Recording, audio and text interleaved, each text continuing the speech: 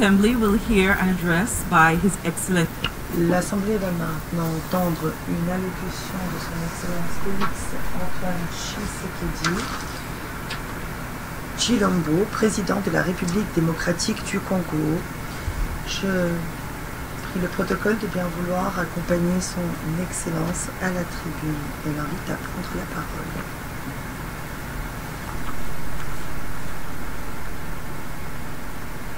Madame la Présidente, Monsieur le Secrétaire Général, Excellences, Mesdames et Messieurs les chefs d'État et de gouvernement, distingués délégués, Mesdames et Messieurs.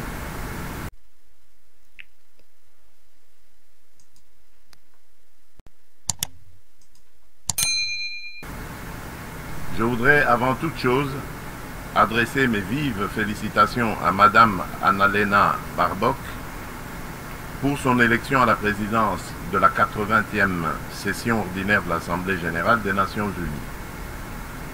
Son leadership et son attachement au multilatéralisme seront déterminants pour la réussite de nos travaux. Je saisis également l'opportunité que m'offre cette tribune pour rendre un hommage appuyé à son prédécesseur, Son Excellence M. Philémon Yang, dont l'engagement et le dévouement ont marqué la précédente session. Enfin, je réaffirme la pleine confiance de mon pays dans l'action du secrétaire général des Nations Unies, M. Antonio Guterres, pour ses efforts constants visant à renforcer notre organisation et à promouvoir des solutions aux défis qui menacent la paix, la sécurité et la prospérité dans le monde, en particulier dans la région des Grands Lacs d'Afrique, dont fait partie la République démocratique du Congo. Madame la Présidente, je salue la pertinence du thème retenu pour cette 80e session, Mieux ensemble, plus de 80 ans au service de la paix, du développement et des droits humains. Il met en lumière 8 décennies d'efforts conjoints d'une organisation vouée à la paix, au développement et au bien-être universel, fondée sur une promesse indéfectible de sécurité collective.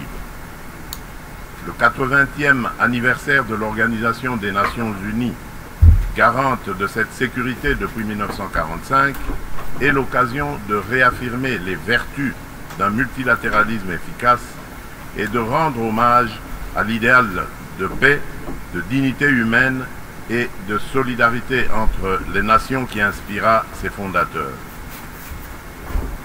Si l'Organisation des Nations Unies demeure un pilier de la régulation des relations internationales, de la prévention et de la résolution des conflits, ainsi que de la promotion des droits humains et des libertés fondamentales, elle est aujourd'hui confrontée à des défis systémiques qui éprouvent sa crédibilité et sa capacité d'action. Les profondes mutations de notre époque, notamment la persistance des conflits armés, le dérèglement climatique, les crises humanitaires récurrentes et les menaces transnationales protéiformes, nous rappellent que le multilatéralisme n'est plus une option, mais une exigence incontournable qui s'impose à tous. Nous restons convaincus que les réponses aux défis du XXIe siècle ne peuvent émerger que de solutions collectives fondées sur la coopération, la justice et la responsabilité partagée. Madame la Présidente, à la suite de son élection en juin dernier, la République démocratique du Congo s'apprête à siéger au titre de membre non permanent du Conseil de sécurité pour la période 2026-2027. Je réitère au nom de mon pays nos remerciements les plus sincères aux États membres pour la confiance et la solidarité exprimée.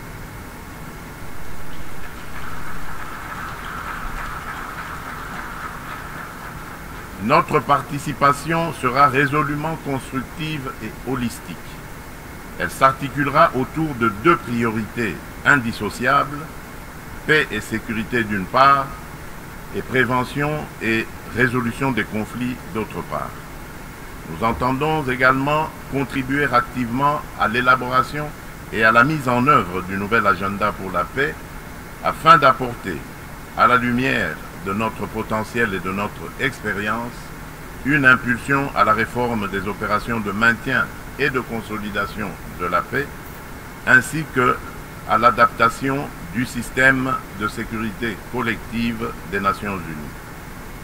S'agissant de la réforme du Conseil de sécurité, mon pays réaffirme la position commune africaine telle qu'énoncée dans le consensus des Zuluini et la déclaration de Sirte, c'est-à-dire l'Afrique doit bénéficier de 2 sièges supplémentaires dans la catégorie des membres non permanents et de 2 sièges dans celle des membres permanents avec les mêmes droits, y compris le droit de veto, les mêmes privilèges et les mêmes obligations que les membres permanents actuels.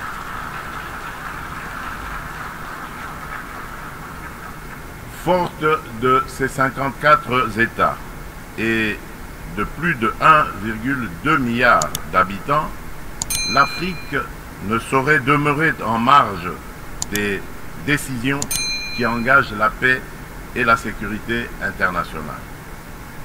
Madame la Présidente, un autre axe prioritaire concerne l'exploitation illégale des ressources naturelles, l'une des causes majeures et persistantes des conflits. La République démocratique du Congo entend placer au cœur du débat la gouvernance exemplaire de ces minerais stratégiques afin d'en garantir l'exploitation dans le respect des principes de développement durable, de la souveraineté économique et du bien-être des populations. À l'échelle mondiale, rompre le lien toxique entre rente minière et financement de groupes armés non étatiques exige une approche intégrée fondée sur l'harmonisation des règles de diligence raisonnable et de traçabilité, de la mine aux consommateurs, la transparence intégrale des chaînes d'approvisionnement et des bénéficiaires effectifs, des mécanismes de contrôle et d'audit indépendants, une coopération opérationnelle renforcée entre autorités douanières, judiciaires et financières, des sanctions ciblées et effectives contre les trafiquants et leurs réseaux de facilitation et une lutte résolue contre la corruption adossée à des normes de bonne gouvernance, à la publicité des contrats et à la traçabilité des paiements. Bien entendu, les dimensions des droits humains et de justice transitionnelle ainsi que les agendas femmes, paix et sécurité et jeunesse, paix et sécurité demeurent indissociables de cette action. Leur prise en compte effective est la condition d'une paix juste, durable et inclusive. Madame la Présidente, à la veille de la mise en place de la commission d'enquête indépendante décidée par le Conseil des droits de l'homme des Nations Unies sur les massacres perpétrés il y a quelques mois par nos agresseurs et leurs supplétifs dans l'est de mon pays, je lance un appel solennel à la communauté internationale. Elle a le devoir moral et politique de soutenir cette démarche essentielle afin d'établir la vérité, rendre justice aux victimes et jeter les assises d'une paix durable ancrée dans la mémoire et la responsabilité partagée. Madame la Présidente, alors que la planète se réchauffe et que les marginalisations s'aiguisent, ainsi et que les conflits se multiplient, le diagnostic qui avait inspiré en juillet 2023 la vision du nouvel agenda pour la paix du secrétaire général demeure pleinement d'actualité. Le monde est désormais confronté à des crises multiformes et profondes. Les fondamentaux de la prévention se sont affaiblis et le droit international, jadis puissamment rappelé par la Charte des Nations Unies, qui enjoint les États à s'abstenir de recourir à la menace ou à la force, est trop souvent bafoué. Notre système de sécurité collective en est ébranlé. Il ne saurait survivre à un sursaut de solidarité d'intérêt et de respect des règles. Dans ce contexte, la rhétorique guerrière regagne du terrain et l'on assiste impuissant au retour des vieux démons, agressions armées, guerre de prédation des ressources et de conquête d'espaces vitaux qui n'épargnent aucun continent. tandis que la guerre entre Israël et le Hamas ravage la bande de Gaza, avec le risque d'une extension régionale, et que se poursuit le conflit russo-ukrainien, d'autres foyers s'embrasent au Yémen, en Birmanie et en Syrie. Le conflit armé qui perdure dans mon pays en est une illustration tragique. Depuis 3 décennies, la paix et la sécurité sont brisées à l'est de la République démocratique du Congo. Cette guerre s'est muée en une entreprise prédatrice. Elle dépasse depuis longtemps les seules dimensions militaires ou géopolitiques. Elle vise à piller nos ressources, effacer notre mémoire collective et détruire nos communautés. Les conséquences sont désastreuses. Des millions de morts, des familles décimées, près de 7 millions de déplacés internes, femmes et enfants pris pour cible, des villages rayés de la carte, des générations sacrifiées. Dans plusieurs régions de l'Est, tous les marqueurs d'un projet d'extermination sont réunis.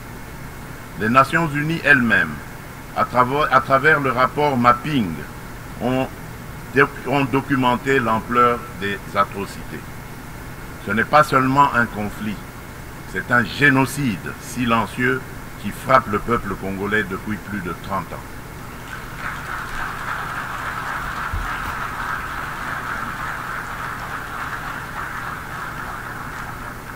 En juillet dernier encore, plus de 300 civils, dont 48 femmes et 19 enfants, ont été massacrés dans le territoire de Rutshuru par l'AFC M23 avec l'appui des forces de défense du Rwanda.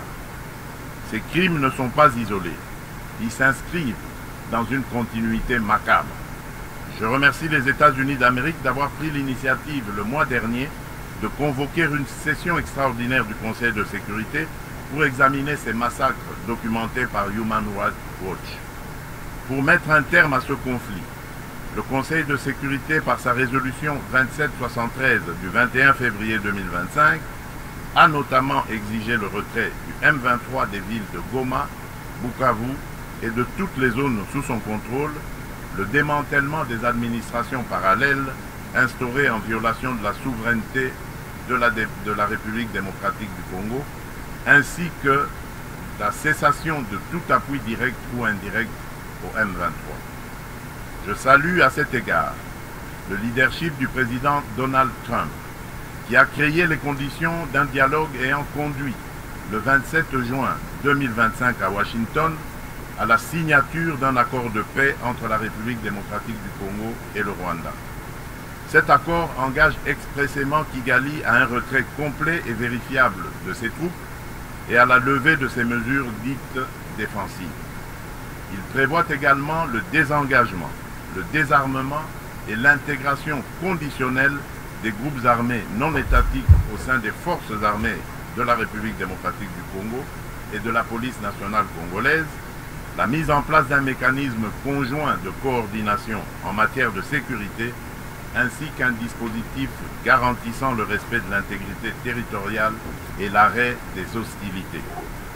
Le retrait des troupes rwandaises, la fin de leur appui au M23 et le retour de l'autorité de l'État congolais sur toutes les zones occupées constituent des conditions non négociables pour une paix durable. Je demande aux Nations Unies de veiller à la stricte application de cet accord, désormais indissociable de la mise en œuvre de la résolution susmentionnée. Tant que ces décisions ne seront pas exécutées, le sang des innocents continuera à couler. Dans la même dynamique, la République démocratique du Congo et l'AFC M23 ont signé le 19 juillet 2025 à Doha une déclaration de principe engageant les parties à œuvrer de concert à une solution pacifique. Je voudrais exprimer ma gratitude à Son Altesse l'émir du Qatar, Cheikh Tamim bin Hamad Al Thani, pour son dévouement et son engagement en faveur de la paix en République démocratique du Congo et dans la région des Grands Lacs. Je souhaite enfin exprimer ma haute appréciation pour la coordination assurée par son Excellence Faure Esomina, Nyasingbe, président du Conseil des ministres du Togo, dans le cadre du processus de Lomé.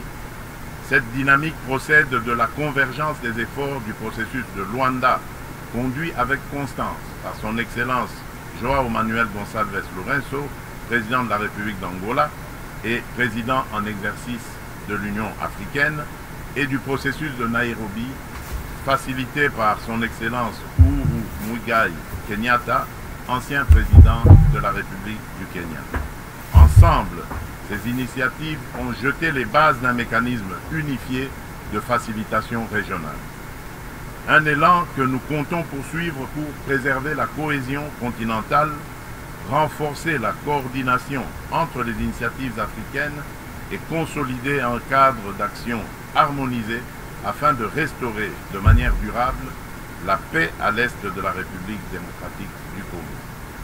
Notre objectif demeure inchangé: obtenir une paix juste, durable et vérifiable, non une accalmie factice et éphémère qui, depuis près de 30 ans, a trop souvent déçu l'espérance de notre peuple. Nous attendons de la communauté internationale qu'elle se tienne avec constance et courage du côté du droit.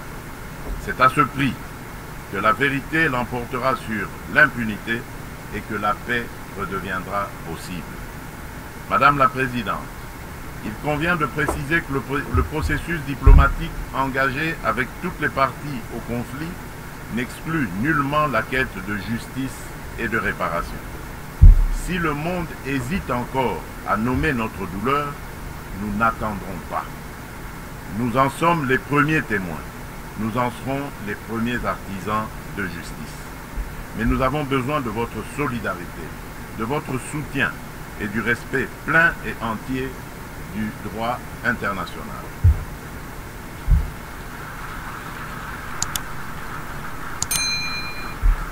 La République démocratique du Congo ne sollicite ni charité ni commisération. Elle exige justice, vérité et dignité.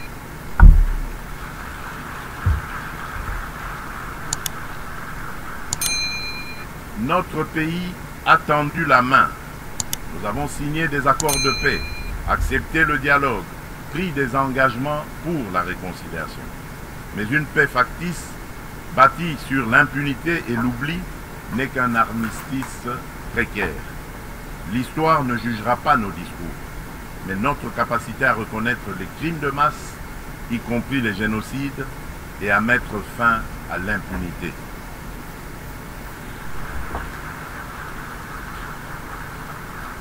Madame la Présidente, la République démocratique du Congo est un pays de vie, de richesse naturelle et de résilience humaine.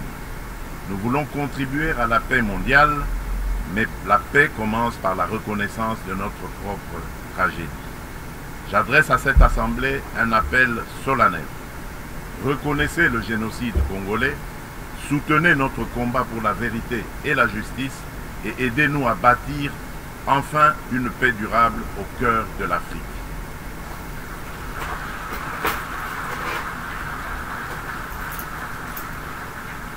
Nous demandons que les Nations Unies instaurent un régime de sanctions ciblées contre les auteurs des crimes économiques, mais aussi des crimes de guerre, crimes contre l'humanité et crimes de génocide commis à l'est de mon pays, et qu'elles soutiennent toutes les actions visant à tarir les circuits illicites d'approvisionnement en minerais qui financent depuis des décennies la guerre et la tragédie humaine.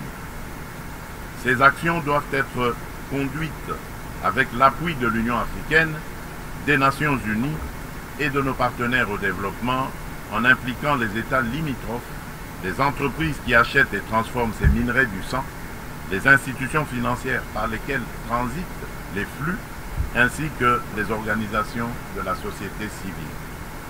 Je le dis solennellement devant cette Assemblée. La communauté internationale a le devoir moral et politique de reconnaître cette tragédie pour ce qu'elle est, un génocide, et d'agir en conséquence. Le silence et l'inaction face à ces crimes s'apparentent à une complicité. Nous demandons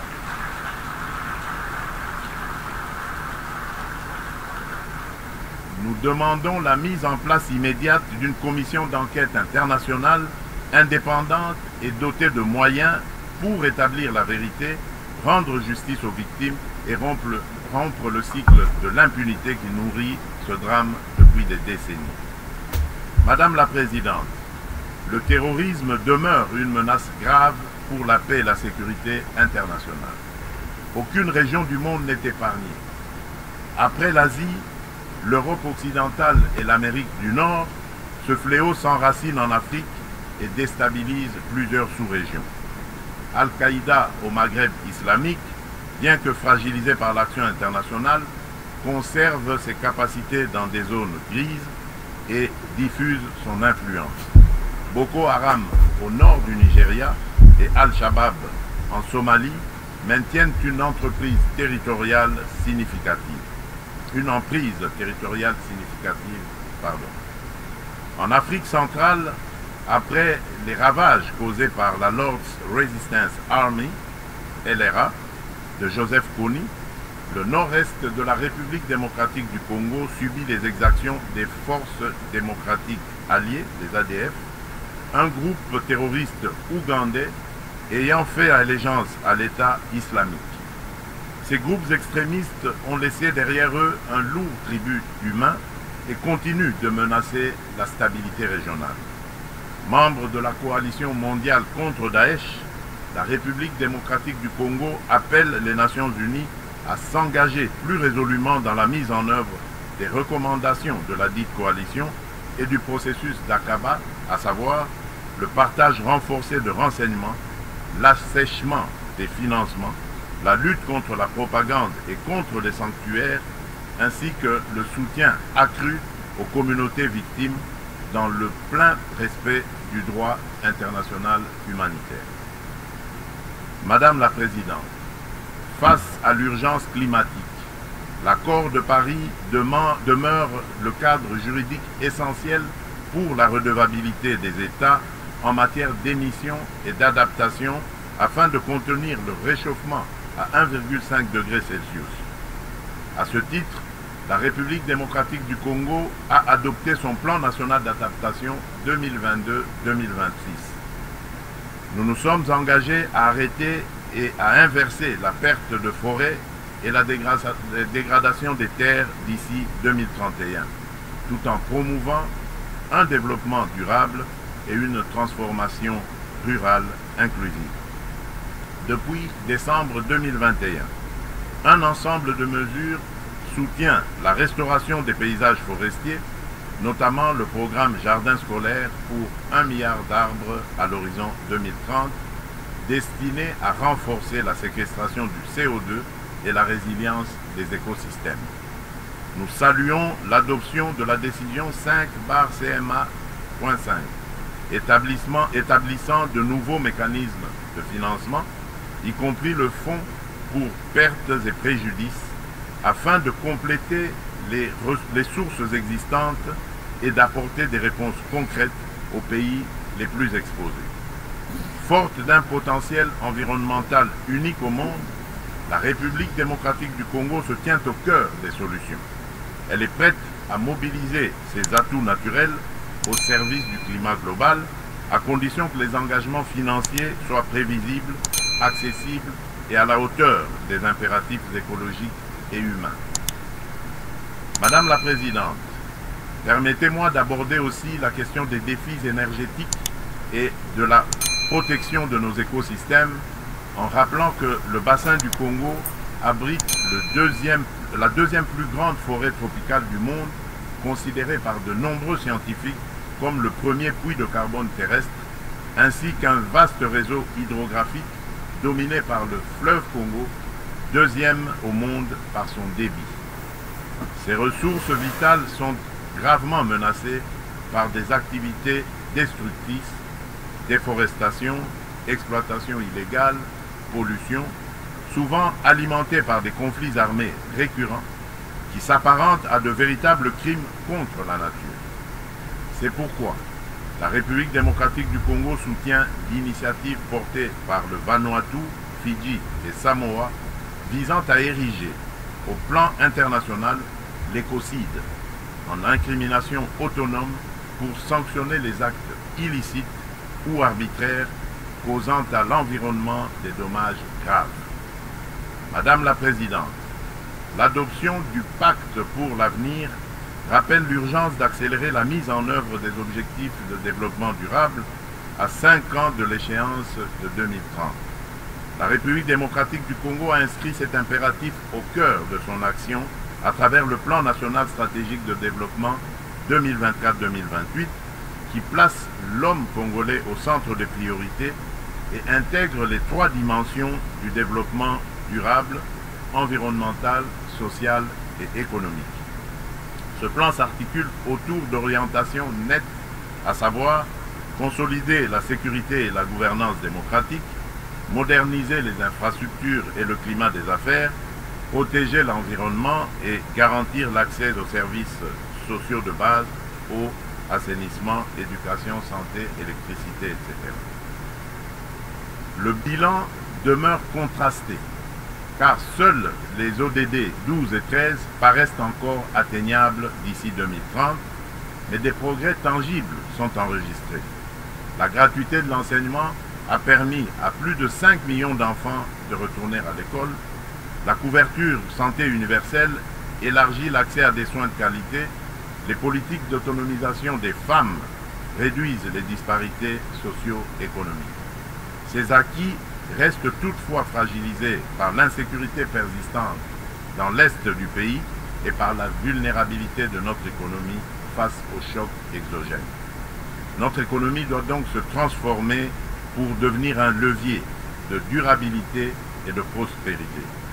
Pays solution face aux défis climatiques, mon pays entend valoriser ses forêts, ses tourbières et sa biodiversité au sein d'une économie climatique orientée vers une croissance verte, résiliente et sobre en carbone.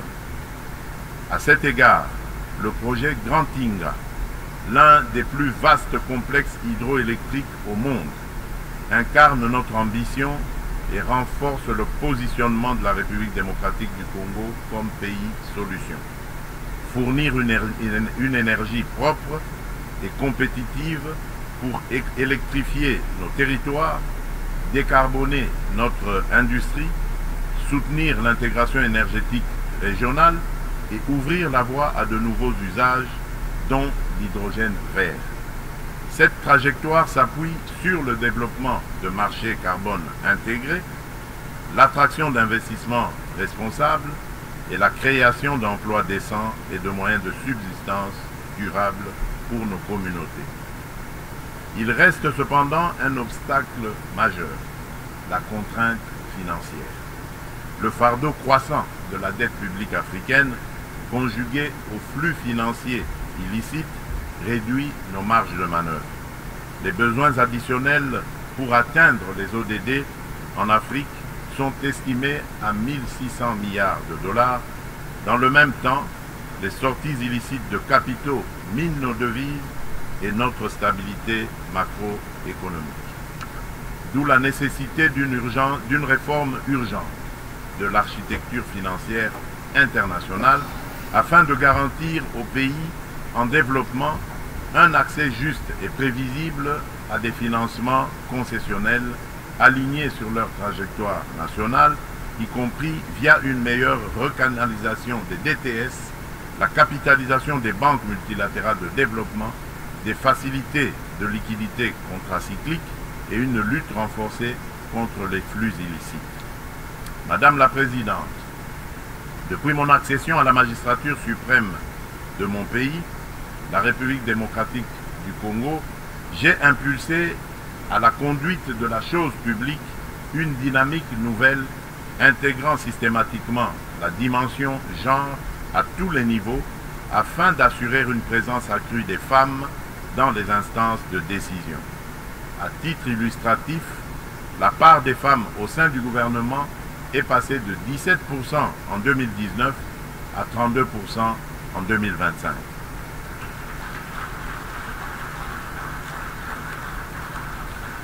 Madame la Présidente, dans une approche stratégique et multisectorielle visant à mobiliser la jeunesse au service du progrès national, mon gouvernement a adopté une politique nationale de la jeunesse. Celle-ci consacre l'engagement de l'État à faire de la participation pleine et entière des jeunes à la vie de la nation une priorité transversale assortie d'objectifs clairs et mesurables. Madame la Présidente, la République démocratique du Congo aspire à la paix, à la justice et au développement.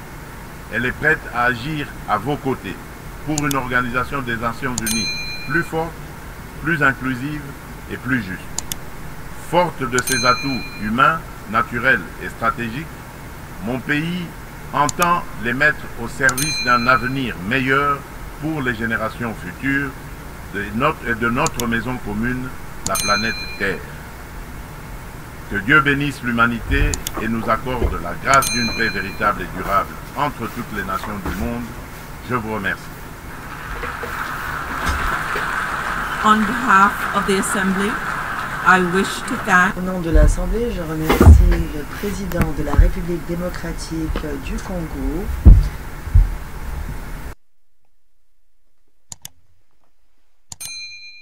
Top Chronique TV, c'est votre chaîne sur YouTube. Abonnez-vous.